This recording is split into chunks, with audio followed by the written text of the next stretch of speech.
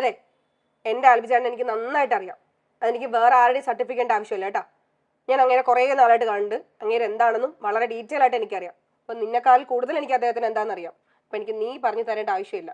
മനസ്സിലായോ? മനസ്സിലായി. ചിരിക്കാതെ പറയും. മനസ്സിലായോ? മനസ്സിലായി. സീരിയസ് ആയിട്ടാ ചോദിക്കണം. മനസ്സിലായോ? മനസ്സിലായോ? മനസ്സിലായി. ശരിക്കും ആവാട്ടെ ഇത്.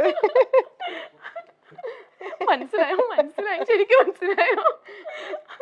തോളിലിരുന്ന് ചെവി കടിക്കുന്നവർ എന്റെ ജീവിതത്തിൽ വന്നു പോയിട്ടുണ്ട്. അയ്യോ, ഉറപ്പായിട്ട് ഫുള്ള് കുടിക്കാം. അതെന്താ ചേച്ചി അങ്ങനെ പറയാൻ കാരണം? ഒരുപാട് പേര്. ആണോ? പിന്നെ കൂടെ നടന്നിട്ട് പണി തന്ന ഒരുപാട് പേര് ഉണ്ടായിട്ടുണ്ട്. കാരണം ഞാൻ എന്റെ സ്വഭാവം എന്താ, പെട്ടെന്ന് വിശ്വസിക്കും, പെട്ടെന്ന് അടുക്കും, എപ്പോഴും ഇങ്ങനെ ചടിക്കേറി വർത്താനം പറയും. അങ്ങനെ എല്ലാവരും പെട്ടെന്ന് ഒരു അറ്റാച്ച്മെന്റ്. പിന്നെ എന്റെ അടുത്ത് ഈ ഭയങ്കര ജാട കാണിച്ചാൽ ഞാൻ മൈൻഡ് ചെയ്യത്തില്ല. അപ്പൊ ഞാൻ ഭയങ്കര സംഭവമാണ്, ഞാനത് തോന്നും. പക്ഷെ ഭയങ്കര ഇങ്ങനെ പറയില്ലേ, എനിക്ക് അങ്ങനെ ഇല്ല, പാവം പറയുമ്പോ എനിക്ക് ഭയങ്കര സ്നേഹം തോന്നും.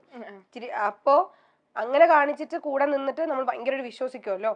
അത് കഴിഞ്ഞിട്ട് നമ്മൾ ഈ പറഞ്ഞ നമ്മുടേതായിട്ടുള്ള വ്യക്തിപരമായ കാര്യങ്ങളായാലും അത് നമ്മുടെ മാത്രം എന്ന് വിചാരിച്ച് നമ്മൾ ഭയങ്കരമായിട്ട് ഷെയർ ചെയ്യുന്ന കാര്യങ്ങളില്ലേ, അത് അവർ വേറെ ആൾക്കാരുടെ അടുത്ത് പോയി പറയുക, അല്ലെങ്കിൽ നമുക്കൊരു അവരുടെ ആവശ്യം, അവരെന്തിനാണോ നമ്മളെ അടുത്ത് വന്നത്, ആ ഒരു ആവശ്യം കഴിഞ്ഞു കഴിയുമ്പോൾ നൈസായിട്ട് ഒഴിവാക്കി പോകുന്ന ഒരുപാട് അനുഭവങ്ങൾ ഉണ്ടായിട്ടുണ്ട്. ചേച്ചി, അപ്പൊ റീസെന്റ് ഒരു ന്യൂസ് കേട്ടിട്ടുണ്ടായിരുന്നു, ബിഗ് ബോസ് താരം അപ്സര പോലീസിലേക്ക് എന്നൊക്കെ പറഞ്ഞിട്ട്. എന്താ സംഭവം? അയ്യോ, ശരിക്കും കേട്ടോ, എനിക്ക് എന്നെ വിളിക്കാൻ ആൾക്കാരും ഇല്ല. എല്ലാരും വിളിച്ചിട്ട് കൺഗ്രാറ്റ്സ് ഒക്കെ പറഞ്ഞു. ശരിക്കും ഇത് നിങ്ങളൊരു ഇതായിട്ട് എന്നെ കൊടുക്കണോട്ടാ, എന്റെയും കൂടെ ആവശ്യമായത്. ശരിക്കും അച്ഛൻ പോലീസ് സർവീസിലായിരുന്നു. സർവീസ് ഇരിക്കുമ്പോഴാണ് അദ്ദേഹം മരിച്ചത്. അപ്പൊ ഡൈഹാർണസിന്റെ ജോബിന് ഞാനാണ് ആപ്ലിക്കേഷൻ കൊടുത്തത്. അപ്പൊ അത് ഗവൺമെന്റ് ഓർഡർ ആയി. അപ്പൊ ഞാൻ ഈ അടുത്ത് ഒരു സ്കൂൾ ഇനാഗുറേഷന് പോയപ്പോ പിള്ളേരോട് അവർക്ക് കുറച്ച് ഇൻസ്പിറേഷൻ കിട്ടാൻ വേണ്ടിയിട്ട് ഞാൻ പറഞ്ഞു, നമ്മൾ എന്ത് ജോലി ചെയ്യുമ്പോഴും അത് ഭയങ്കരമായിട്ട് ഇഷ്ടപ്പെട്ട് ചെയ്യണം. നമ്മളത് ഇഷ്ടപ്പെട്ട് ചെയ്യുമ്പോൾ നമുക്ക് അതിൽ ഒരിക്കലും ഒരു മടിയോ അല്ലെങ്കിൽ ഒരു വയ്യായികയോ ഒന്നും തോന്നത്തില്ല. ഇപ്പൊ ഈ ഒരു പ്രൊഫഷൻ ഞാൻ അത്ര ഇഷ്ടപ്പെട്ട് ചെയ്യുന്നതുകൊണ്ടായിരിക്കും എനിക്ക് എവിടെയെങ്കിലും എത്തപ്പെടാൻ പറ്റിയത്. ഇപ്പം ഞാൻ ഇത് കഴിഞ്ഞിട്ട് ഇപ്പൊ എന്റെ അച്ഛൻ സർവീസിലായിരുന്നു. അപ്പൊ ഞാൻ ആ ജോലിക്ക് ചിലപ്പോൾ മേ ബി കയറും, എന്നാലും കയറേണ്ടി വരും. പക്ഷെ ഞാൻ ഇഷ്ടപ്പെട്ട് ചെയ്യുന്ന ജോലി ഇതാ പറഞ്ഞു.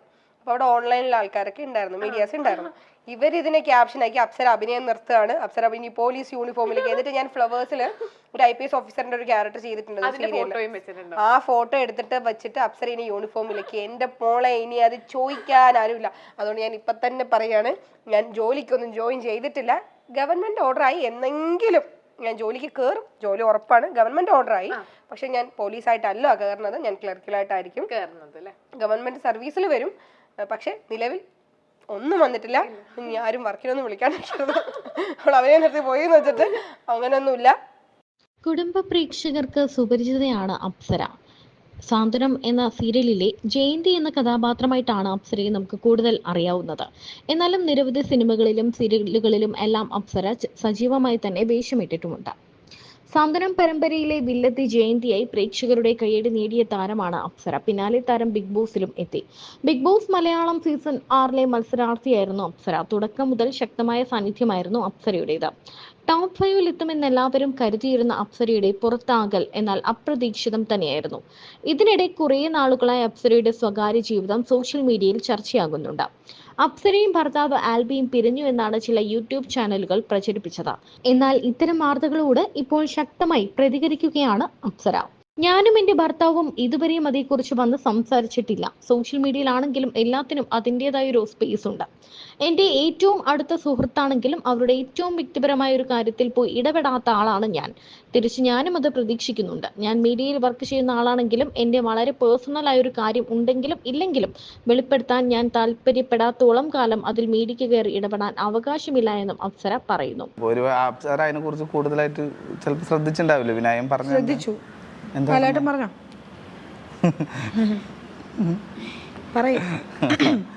അല്ല, അതായത് വിനായകൻ പറഞ്ഞ 2 കാര്യങ്ങളാണ് അവിടെ പ്രശ്നം ഉണ്ടായത്. ഒന്ന്, വിനായകൻ 10 പേരായിട്ട് സെക്സ് ചെയ്തിട്ടുണ്ട്. പിന്നെന്താ, എനിക്കിഷ്ടപ്പെട്ട പെണ്ണുങ്ങളുടെ അടുത്ത് ചോദിക്കും എന്നൊക്കെ പറയുന്നത് അതൊന്ന്. അത് 2. പിന്നെ മൂന്നാമത് പറഞ്ഞത് മലയാളത്തിലെ വലിയൊരു നടൻ്റെ സിനിമ 1.5 കോടി 1.5 മിനിറ്റ് ഓടി 12.5 തുടങ്ങിയ സിനിമയ്ക്കാണ്. 3 കാര്യങ്ങളാണ് പ്രശ്നമുള്ളത്. നമ്മൾ ഈ ഔചിത്യബോധം എന്ന് പറയുന്നൊരു സാധനം ഉണ്ടല്ലോ. എൻ്റെ വ്യക്തിപരമായ അഭിപ്രായമാണ് ഇതിൽ, ഞങ്ങളുടെ ഒരുമിച്ചുള്ള അഭിപ്രായം എന്നല്ല, എൻ്റെ അഭിപ്രായമാണ്. അയാളിപ്പോൾ എത്ര പേരുടെ കൂടെ കിടന്നു എന്ത് ചെയ്തു നമുക്കറിയേണ്ട കാര്യമില്ല. രണ്ട് നമുക്ക് ഇഷ്ടപ്പെട്ട ഒരു സംഭവം ഇപ്പം നമുക്ക് അത് തോന്നിയെന്ന് വെച്ച് നമ്മുടെ എല്ലായിടത്തും കയറി ചോദിക്കാൻ പറ്റും നമുക്ക്. അത് അയാളുടെ അറിവുകൊണ്ട് തന്നെയായിരിക്കും എന്ന് വിശ്വസിക്കുന്നു. അതൊരു പൊതുസമൂഹത്തിന് മുമ്പിൽ അങ്ങനെ സംസാരിക്കേണ്ട ഒരു കാര്യമില്ല. ചില കാര്യങ്ങൾ നമ്മൾ എന്തുകൊണ്ടാണ് പബ്ലിക്കേറ്റ് ചെയ്യാത്തത്? നമ്മൾ ടോയ്ലറ്റിൽ പോകുമ്പോൾ എന്തുകൊണ്ടാണ് അത് പബ്ലിക്കേറ്റ് ചെയ്യാത്തത്? നമുക്ക് തോന്നുന്നത് നമുക്ക് എന്താണെങ്കിൽ നമുക്ക് ചെയ്യാം. ഞാനും പറഞ്ഞത് ഞാൻ ടോയ്ലറ്റ് ഒന്ന് മാറ്റി, ഞാൻ എന്റെ ക്യാരക്ടർ ഒരു ഉപമിച്ചു, ആൾ ടോയ്ലറ്റ് ആയിട്ട് ഉപമിച്ചു. നീ എന്നെ ഉപമിച്ചു, ഞാൻ നിന്നെ ഉപമിച്ചു, എന്നെന്താ തെറ്റ്? അപ്പൊ അല്ല, ഞാൻ പറഞ്ഞത് അതൊന്ന്. പിന്നെ നമ്മള് ഒരു പൊതു സദസ്സിൽ പറയാൻ പാടുള്ളതും പാടില്ലാത്ത കാര്യമുണ്ട്. ഇപ്പം ആളുദ്ദേശിച്ചത് ഒരു നടൻ്റെ സിനിമ, ഒരു മഹാനടൻ്റെ മലയാളത്തിൽ പിന്നീട് പേര് പറയാമെന്നാണ് പറഞ്ഞത്. ആളുദ്ദേശിച്ചത് മിക്കവാറും മമ്മൂട്ടിയും മോഹൻലാലൊക്കെ ആയിരിക്കും. അല്ല, എനിക്കങ്ങനെ പറയാൻ പ്രത്യേകിച്ച് തോന്നുന്നില്ല. ആയിരിക്കുമല്ലോ, കാരണം മലയാളത്തിൽ 2 മഹാനടന്മാരുള്ളൂ. സ്വാഭാവികമായിട്ടും മോഹൻലാലിൻ്റെ സിനിമയായിരിക്കും ഇപ്പോൾ പൊളിഞ്ഞില്ല. ആ സിനിമ ആളുദ്ദേശിച്ച സിനിമയായിരിക്കും എന്ന് കണ്ടുകൊണ്ടിരിക്കുന്ന എല്ലാവർക്കും, ചോറിന് എല്ലാവർക്കും അറിയാം. പ്രമുഖ നടി അല്ലെങ്കിൽ പീഡനത്തിനിരയായ നടി എന്ന് പറഞ്ഞാൽ ആരാന്നല്ല ലോകത്തുള്ള എല്ലാവർക്കും അറിയാം. എന്ന് പറഞ്ഞ പോലെ തന്നെ അതങ്ങനെ ഇരുന്നോട്ടെ, അതങ്ങനെ പറയാൻ പാടില്ല. കാരണം ഞാൻ ഫിലിം സ്കൂളിൽ പഠിക്കുന്ന സമയത്ത് അവിടെ ഒരു ക്യാമറമാൻ ആയിരുന്നു അതിൻ്റെ നമ്മുടെ ഒരു പ്രിൻസിപ്പാൾ പോലെ ഉണ്ടായിരുന്നു, സിബി മലയിൽ സാറൊക്കെ ഉണ്ടായിരുന്നു. അപ്പോൾ നമ്മൾ ഫസ്റ്റ് ഡേ പറഞ്ഞു കേട്ട ഒരു വാക്കുണ്ട്, നമ്മൾ മറ്റൊരു കലാസൃഷ്ടി കാണുമ്പോൾ നമുക്കത് കൈയടിക്കാൻ തോന്നുമ്പോൾ കൈയടിക്കുകയും കൂവാൻ തോന്നുമ്പോൾ കൂവാതിരിക്കുകയും ചെയ്യുക എന്നാണ് ഒരാളുടെ മര്യാദ. കൈയടിക്കാൻ തോന്നുകയാണെങ്കിൽ നമുക്ക് കൈയടിക്കാം. ചിലപ്പോൾ ചില സിനിമ കാണുമ്പോൾ ചില കാര്യങ്ങൾ കാണുമ്പോൾ നമുക്ക് കൂവാൻ തോന്നും. പക്ഷെ നമ്മൾ റോഡിലിറങ്ങി കൂവിയാൽ ഇപ്പം നമുക്ക് കൈയടിക്കണം. ഇപ്പോൾ റോഡിൽ ഒരു ഗാനമേള നടക്കണം, നമ്മൾ നടക്കേണ്ട അങ്ങനെ കൈയടിക്കാം. അത് നമുക്ക് അന്തസ്സുണ്ട്. ചിലപ്പോൾ അത് കൊള്ളൂല, അയാൾ പാടണത് ഞാൻ പാടണ പോലെ പാടണം, കൊള്ളൂല. അപ്പോൾ നമ്മൾ എന്ത് ചെയ്യണം? അത് കൂവരുത്. കൂവുമ്പോൾ നമ്മുടെ ഇതാണ് നഷ്ടപ്പെടുന്നതെന്ന് മനസ്സിലാക്കാൻ നോക്കുക. അതാണ് നല്ലൊരു കലാസ്വാദകൻ്റെ രീതി. ചില കാര്യങ്ങൾ നമ്മളങ്ങനെ പബ്ലിക് പ്ലാറ്റ്ഫോമിൽ ഇരുന്ന് പറയുന്നത് ശരിയല്ല എന്നാണ് എനിക്ക് തോന്നുന്നത്. പിന്നെ നമ്മൾ ആരാണെന്ന് നമുക്കറിയണം. ഏകദേശം 10 വർഷത്തോളം ലോകത്തുള്ള എല്ലാ ആൾക്കാരെ കുറിച്ച് ഗോസിപ്പ് വാർത്തകൾ കണ്ടിന്യൂസ് പറഞ്ഞുകൊണ്ടിരുന്ന ചാനലിൽ പറഞ്ഞുകൊണ്ടിരുന്ന ഒരാളാണ് ഞാൻ. പക്ഷേ എങ്കിലും നമ്മളവിടെ പറയുമ്പോൾ നമ്മൾ പുലർത്തേണ്ട മിനിമം ചില കാര്യങ്ങളുണ്ട്, അത് പുലർത്തണം. പിന്നെ ഒരു സ്ത്രീയുടെ മുഖത്ത് നോക്കി അയാൾ ചോദിച്ച പോലെ ചോദിക്കാൻ എനിക്ക് ഇതുവരെ അങ്ങനെ ഒരു കാഴ്ച. അല്ല, ചോദിച്ചോട്ടെ, ഞാൻ പറഞ്ഞു ഇത്രേ ഉള്ളൂ. അത് ചോദിക്കാം. വിനായകൻ ചിലപ്പോൾ ചോദിച്ചിട്ടുണ്ടാവാം, അയാളുടെ ലൈഫിൽ നടന്ന കാര്യമായിരിക്കാം. അല്ല, ഞാൻ പറഞ്ഞത് അത് നമുക്കറിയില്ല, ആള് പറഞ്ഞ കാര്യമാണ്. പക്ഷേ ഒരു സ്ത്രീ എന്ന നിലയിൽ ഞാൻ പറഞ്ഞ വെച്ചാൽ അയാൾ ചോദിച്ചിട്ടുണ്ടാവാം. പക്ഷേ അതിരുന്ന് പറയേണ്ട ഒരു വേദിയാണ്. ഇത്രയും ആൾക്കാർ ഇപ്പൊ ഇന്നത്തെ കാലത്ത് ഈ സോഷ്യൽ മീഡിയ എന്നൊക്കെ പറയുമ്പോൾ ഒറ്റ സെക്കൻഡ് മതി ഇത്രയും ആൾക്കാർ കാണുന്ന ഒരു മീഡിയയിൽ, അതും ആളെക്കാളും കൂടെ ഡയറക്ടർ ആയിരുന്നു അല്ലേ, ഡയറക്ടർ നവ്യ നായരൊക്കെ ഇരിക്കുന്ന ഒരു പ്ലാറ്റ്ഫോമിൽ അയാളെക്കാളും എത്രയോ മേളിലെന്നാ ഞാൻ പറഞ്ഞത്. അല്ലെങ്കിൽ അയാളെ പോലെ വർക്ക് ചെയ്യുന്ന ആ ഒരു നിലയിലുള്ള ആൾക്കാർ ഇരിക്കുമ്പോൾ അയാളുടെ പേഴ്സണൽ കാര്യമാണ്. അയാൾ 10 സ്ത്രീകളോ 100 സ്ത്രീകളോ ഇപ്പൊ ഞാൻ അല്ലെങ്കിൽ ചേട്ടൻ നമ്മുടെ അങ്ങനെ ഒരു വേദിയിലല്ല പറയേണ്ടത്. അല്ല, അത് നമ്മൾ അധികം പറയാം. അതായത് ഒന്ന് നമ്മളെന്താ പറയുക, നമ്മൾ ഈ സുഹൃത്തുക്കൾ ഇരിക്കുമ്പോൾ പറയുന്ന തമാശ ഒരിക്കലും നമുക്ക് വീട്ടിൽ പറയാൻ പറ്റില്ല. ഞങ്ങൾ 5 ആൺപിള്ളേർ ഇരിക്കുമ്പോൾ പറയുന്ന ഒരു തമാശ അവിടെ നമുക്ക് എന്ത് തമാശയും പറയാം, ഭയങ്കര ചിരി കിട്ടും. പക്ഷെ അതേ തമാശ നമ്മൾ അമ്മയും പെങ്ങളും ഇരിക്കുമ്പോൾ പറയാം. ഞാനും എൻ്റെ ഭർത്താവും വന്ന് സംസാരിക്കാതിരിക്കുമ്പോഴും പല മീഡിയകളും വീഡിയോകൾ ഇടുന്നതും 2 പേർ വന്നിരുന്ന് അങ്ങോട്ടും ഇങ്ങോട്ടും അഭിപ്രായം പറയുന്നതും ഒക്കെ കണ്ടിട്ടുണ്ട്. പക്ഷേ എൻ്റെ വ്യക്തിപരമായ കാര്യങ്ങൾ സോഷ്യൽ മീഡിയയിൽ വലിച്ചിടാൻ എനിക്ക് താല്പര്യമില്ല. ഒരാൾക്ക് താല്പര്യമില്ലാത്ത കാര്യത്തിൽ മറ്റുള്ളവർ കയറി ഇടപെടാതിരിക്കുന്നതാണ് നല്ലത്. ഞാൻ പോലും അറിയാത്ത കാര്യങ്ങൾ വീഡിയോയിൽ വന്ന് പറയുന്നുണ്ട്. ഞാൻ എൻ്റെ അക്കൗണ്ടിൽ നിന്നും ഫോട്ടോസൊക്കെ ഡിലീറ്റ് ചെയ്തുവെന്നും അങ്ങോട്ടും ഇങ്ങോട്ടും അൺഫോളോ ചെയ്തു എന്നുമൊക്കെ പറയുന്നുണ്ട്. ഇതൊക്കെ എന്തിനാണ് ഇവർ നോക്കുന്നത് എന്നും താരം പറയുന്നു. എൻ്റെ പോസ്റ്റിന് താഴെ കമന്റ് ഇടും. അതിനോട് ഞാൻ പ്രതികരിച്ചില്ലെന്ന് പറഞ്ഞ് വീഡിയോ ഇടുന്നത് ഞാൻ കണ്ടിട്ടുണ്ട്. ഞാൻ കമന്റുകളൊന്നും അധികം നോക്കാറില്ല, അപൂർവമായിട്ടാണ് മറുപടികൾ നൽകാറുള്ളത്. എനിക്ക് താല്പര്യമില്ലാത്ത കാര്യം ഞാൻ ചെയ്യണമെന്ന സോഷ്യൽ മീഡിയ എന്തിനാണ് വാശി പിടിക്കുന്നത്? അതിനോടൊന്നും ഞാൻ പ്രതികരിക്കാൻ ആഗ്രഹിക്കുന്നില്ല. എൻ്റെയും അദ്ദേഹത്തിൻ്റെയും പേഴ്സണൽ കാര്യമാണ്.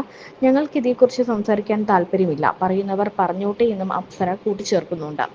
പിന്നാലെ താനും ആൽബിയും പിരിയാൻ കാരണം ജിൻഡോയുമായുള്ള അടുപ്പമാണെന്ന വാർത്തകളോടും അപ്സര പ്രതികരിക്കുന്നുണ്ട്.